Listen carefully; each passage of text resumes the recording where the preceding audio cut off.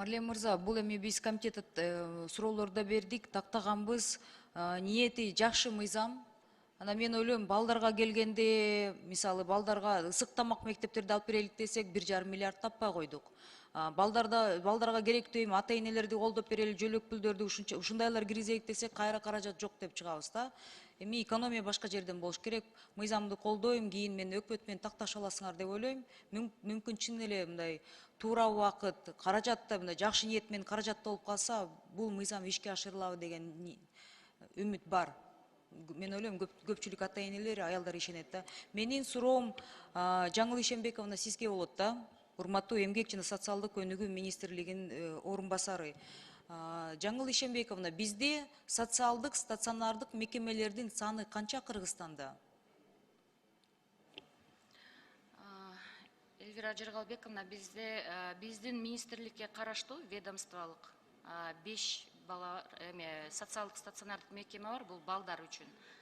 Биздин ведомствода 16 негизги. Нижний Серафимовский социалдык стационардык мекеме кимге карайт? Бизге карайт. Эми менин угушумча, буга эми сиз жооп бербей койсоңуз деле мен түшүнөм да. Акылар көбөйдү, республикалык жактан каржылоо акыларга берилип, бирок ошол эле убакытта техникалык жактан кыскартылып атат деген. Эми мен кайсы маселени көтөрүп атам? Ошол жерде 500-төй биздин карыяларыбыз, анан мүмкүнчүлүгү чектелген жарандарыбыз кармалат, туурабы? 500бү, 500дөн азыраак окшойт, а? Туура, общий жалпы мощность ошого ылайыкташылган. 500. Анан аларды ар бир күнү кантка, Бишкекке, узкий специалисттерге, жанакы мүмкүнчүлүгү чектелгендерди дарыланууга алып барасыздар.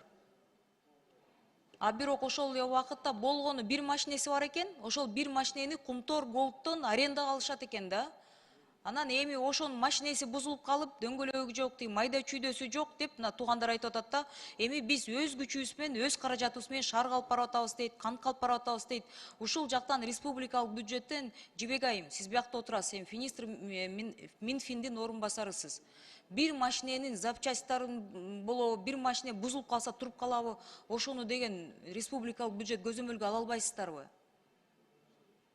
Инвалидов 500 карыябыз ошол жакта. Анан арасында бир 200-төй деген мүмкүнчүлүгү чектелген биздин жарандарыбызды докторлорго алып барганга шартыбыз жок дейт. Болгон машинебизди Кумтордон арендага алабыз дейт. Ошону эми алып барып келгенге машинебиз бузулуп калса биз туруп калып атабыз дейт. Биз республикалык бюджеттен каржы алабыз дейт. Эми каражат жок деп коюшту дейт да. Бул кандайча? Туугандары антсе эле мүмкүнчүлүгү чектелген адамдарыбыз кыйналып атса, алардын бизде каражатыбыз жок дейт, шаарга улам алып барабыз, кантка алып барабыз дейт, расход чоң болуп атат деп. Менден чоң сураныч, финансы министрлигинен суранам да. Ушу бир тейлеген машинесин көзөмөлгө алып койгулачы, арендага да алышат экен да. Бул эми кандайча болуп атат да? Эльвира Жыргалбековна, биз тактап карап көрөлүчү. Жаңыл айым, бул маселе бар, туурабы? Ооба, туура, бар.